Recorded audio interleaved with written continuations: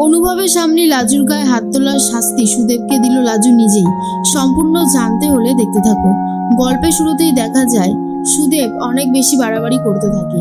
লাজু তখন বলে, শোনো, তুমি থানায় এসে এইভাবে আমার সাথে কথা বলতে পারো না।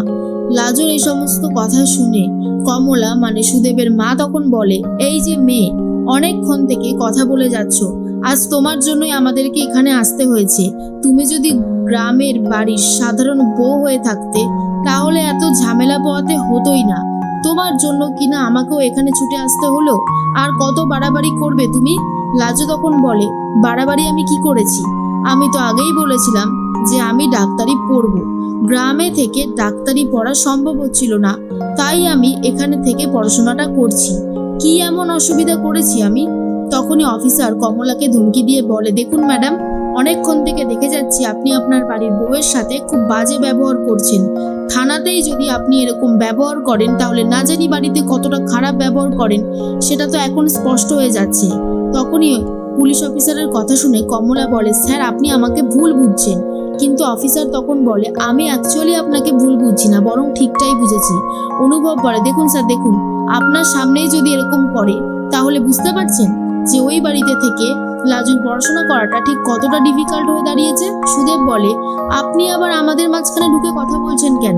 আপনি কে যে আমাদের সাথে এইভাবে কথা বলবেন? আপনি একদম কথা বলতে আসবেন না। অনুভব বলে, চুপ করো, বেশি বড় বড় কথা বলো না। আগে তো কথাই বলতে পারতেন, এখন আবার কথা ফুটেছে আর যা বলছো ভেবে চিনতে বলছো না, সেই জন্য কারোর কথা শিখিয়ে দিচ্ছে কেউ আর মুখে এগুলো এনে বলছো। ভেবে চিনতে কথা বলবে তো। আসলে মিন করে বনলতাই যে এসব শিখিয়ে দিয়েছে সেটা খুব ভালো মতনই জানতো অনুভব, তাই জন্য কথাটা উল্লেখ করে। এরপর লাজু বলে, আর শোনো, তুমি আমার সাথে অনেক খারাপ ব্যবহার করেছো, আর কি কি করেছো সেগুলো আমি বলবো থানায়। অফিসারের সামনে যদি সেগুলো একবার বলি তাহলে বুঝতে পারছো তো তোমার ঠিক কি অবস্থা হবে। তখনই সুদেব বুঝতে পেরে যায় চর মারার কথাটা যদি লাজু বলে দেয় থানাতেই সুদেবের ওপরে প্রহার করতে ছাড়বেন না অফিসার। তাই সুদেব বলে, তুই অত বেশি কথা বলিস না, আজকে তোর জন্য আমাদের সবাইকে এখানে দাঁড়াতে হয়েছে, অনেক হয়ে গেছে, তুই বাড়ি যাবি, বাড়ি গিয়ে সংসার করবি। কিন্তু লাজু বলে দেয়, না, সংসার আমি করব না, এখন আমি শুধু পড়াশোনা করব। কমলা বলে, দেখুন স্যার, আমাদের বাড়ির বউ আমাদেরকে বলছে যে ও বাড়িতে যাবে না আর গিয়ে সংসার করবে না। তখনই অফিসার বলে, ঠিকই তো বলেছে, এত টাকা খরচা করে ডাক্তারি পড়ার জন্য এসেছে, আর এত ব্রিলিয়ান্ট স্টুডেন্ট, পড়বে না কেন? আপনারা আপনাদের বাড়ির সংসার সামলে নিন, উনি ডাক্তার হয়ে যখন গ্রামে ফিরবেন দেখবেন আপনাদের বাড়ির পুরো পরিবেশটা চেঞ্জ হয়ে গেছে। কিন্তু সেটা বুঝতেই চায় না কেউ। এরপর অনুভব বলে, লাজু তুমি আর একটা কথাও বলবে না, ওরা যা বলছে বলতে দাও, দেশে এখনো আইন কানুন আছে, ওরা চাইলেই তোমার পড়াশোনা আটকাতে পারবে না।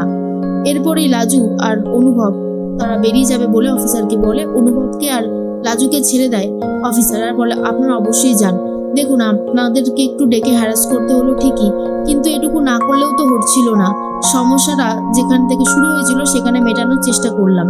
এরপরেই অনুভবের কথা শুনে আরো বেশি রেগে গেছে সুদেব আর বলে, স্যার আপনি ওদেরকে এইভাবে যেতে দিলেন আর আমাদেরকে এইভাবে ধমকি ধামকা দিয়ে চুপ করিয়ে দিলেন, আপনি কি এটা ঠিক করলেন? অফিসার বলে, আরে আপনারা তো দেখছি কিছুতেই বুঝতে চাইছেন না, এইভাবে কারোর পড়াশোনা আটকে রাখা যায় না, আর এটা কোনো আইনে নেই। বরং আপনি যদি ওনার পড়াশোনা আটকাতে চান আমরা আপনাকে অ্যারেস্ট করে ওই জেলের মধ্যে ঢুকিয়ে দিতে পারি, সেটা কি আপনি জানেন? সুদেব আর কিছু বলার মতন অবস্থাতেই নেই। এরপরই লাজু আর অনুভব বাইরে বেরিয়ে আসে। লাজুকে অনুভব ডাকাডাকি করতেই লাজু অটো নিয়ে সেখান থেকে তাড়াতাড়ি করে বেরিয়ে যায় আর অনুভবও গাড়িতে উঠে পড়ে। সুদেব ভাবে, আমি আসার আগে ঠিকই দুটোতে কথা বলছিল, লাজু আমি যদি তোকে না পাই তো সংসার করার স্বাদ ওই দাদার সাথে আমি একেবারে গুছিয়ে দেবো, এমনটাই বলতে থাকে সুদেব। অন্যদিকে লাজুকে ফোন করে অনুভব, গাড়িতে যেতে যেতেই কথা বলতে থাকে লাজুর সাথে। লাজু তখন ছিল অটোতে আর বলে, কি হয়েছে? অনুভব বলে, তুমি ওইভাবে চলে গেলে কেন আমার সাথে কথা না বলে? লাজু বলে, তুমি দেখলে না ওরা কেমন ব্যবহার করছিল, আর কিছুক্ষণ ওখানে থাকলে ওরা আবার তোমাকে অনেক অপমান করতো, যেটা আমার একদমই ভালো লাগতো না, আশা করছি তুমি বুঝতে পেরেছো। তখনই অনুভব বলে, তুমি মন দিয়ে পড়ো, অন্য কোনো দিকে মন দেবে না, আর শুধুমাত্র একটা কথা মনে রাখবে, আমি সবসময় তোমার পাশে আছি। এইদিকে অনুভবের বাড়িতে তো সবাই টেনশন করতে থাকে, স্ত্রী, জেঠিমণি আর ঠাম্মি। তখন স্ত্রী বলে, মা আপনি আপনার নাতিকে বোঝান, ও তো আপনার কথা খুব শোনে। তখন ঠাম্মি বলে, দেখো আমি অনেক বুঝিয়েছি কিন্তু কিছুতেই কৃষ্ণ বুঝতে চাইছে না। এবার ওকে আমি আর কতই বা বোঝাতে পারবো। আমাদের কৃষ্ণ তো আর বাচ্চা ছেলে নয়, ওর তো ভালো মন্দ বোঝার সমস্ত জ্ঞানটুকু হয়েছে। তার মধ্যেই বনলতা চলে আসে উপর থেকে নিচে।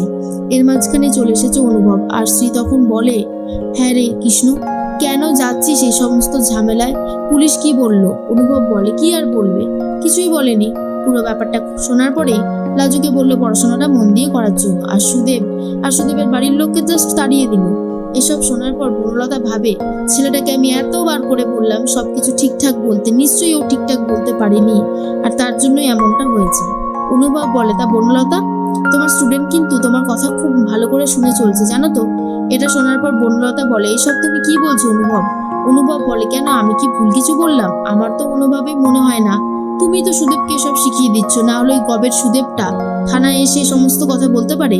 শোনো, সুদেব যে কি আরো কি করতে পারে সেটা আমার থেকে ভালো আর কেউ জানে না, তাই আমাকে শেখাতে আসবে না।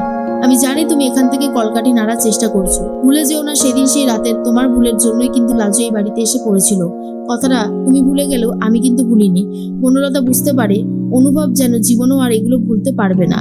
এদিকে লাজু বই খাতা নিয়ে বসে পড়েছে। তার সিনিয়র দিদিরা এসে বলে, তুমি খেয়েছো? লাজু না খেয়েই পড়তে থাকে, আর তারা তখন বলে, ফার্স্ট ইয়ারেই এত চাপ নিচ্ছ, কি করে হবে বলো তো? বাকি ইয়ারগুলো তো পড়ে রয়েছে। এই তোমার বিয়েটা কিভাবে হয়েছিল? Love marriage? লাজু তখন বলে, আমার বিয়েটা অ্যারেঞ্জ ম্যারেজ, কিন্তু পুরো ঘটনাটা বলতে গেলে রাত পেরিয়ে দিন হয়ে যাবে। এরপরে অনুভব মেসেজ করে লাজুকে আর জিজ্ঞেস করে, কি করছো? লাজু রীতিমতো খুশি হয়ে যায়, তার মুখ দেখে বুঝতে পারে সিনিয়র দিদিরা, আর বলে, নিশ্চয়ই তোর বর ফোন করেছে, মানে মেসেজ করেছে, কথা বল, আমরা বরং যাই। এরপর লাজু বলে, আমি পড়ছি, এরপর খেতে যাব। জিজ্ঞেস করে, কথা বলা যাবে? লাজু বলে দেয় মেসেজে, আমি ফোন করব। তখন একটা হার্ট সাইন পাঠিয়ে দেয় লাজুকে, এটা বোঝানোর চেষ্টা করে যে লাজুকে ঠিক কতটা ভালোবাসে অনুভব, আর বলেও ফেলে মুখে, আই লাভ ইউ লাজু। লাজু ভাবে কি করে সবটা সামলাবে। এর মধ্যেই বনলতা ফোন করে সুদেবকে আর বলে, তোমাকে দিয়ে না কোনো কাজ হবে না, একটা কাজও ঠিক মতন করতে পারো না, যাও বা একটা সিম্পল কাজ দিলাম সেটাও ঠিক মতন করতে পারলে না। তখন সুদেব বলে, আমি অনেক চেষ্টা করেছিলাম টিচার দিদি, পুলিশ তো আমাদের কোনো কথাই শুনলো না। তখনই বনলতা বলে, তুমি পুলিশকে মিথ্যে বললে কি করে হবে? সবাই জানে যে লাজু আর এই বাড়িতে থাকে না, তুমি তাও এই পয়েন্টটা কেন তুললে? লাজু তো এখন আর সত্যি এই বাড়িতে থাকে না। সুদেব বলে, জানি না আমি কি করব, তবে তোমার বরের আমার বউয়ের ওপরে এরকম চাউনি থাকাটা একদম ভালো লাগছে না, জিনিসটা কিন্তু ঠিক হচ্ছে না। বনলতা বলে, এই শোনো, এখন না আমি এসব কথা বলতে পারছি না সুদেব, তুমি যেগুলো করছো সেগুলো একদম ঠিক হচ্ছে না। তার মাঝখানেই লাজু শুধু এটাই ভাবে, যেভাবেই হোক না কেন তাকে ডাক্তার হতেই হবে, সে ডাক্তার হওয়া স্বপ্ন কিছুতেই থামাবে না। এদিকে সুদেব ভাবে অনুভবের সাথে লাজুকে সে কোনোভাবেই এক হতে দেবে না, তার জন্য যা যা করতে হয় সুদেব সবটাই করবে।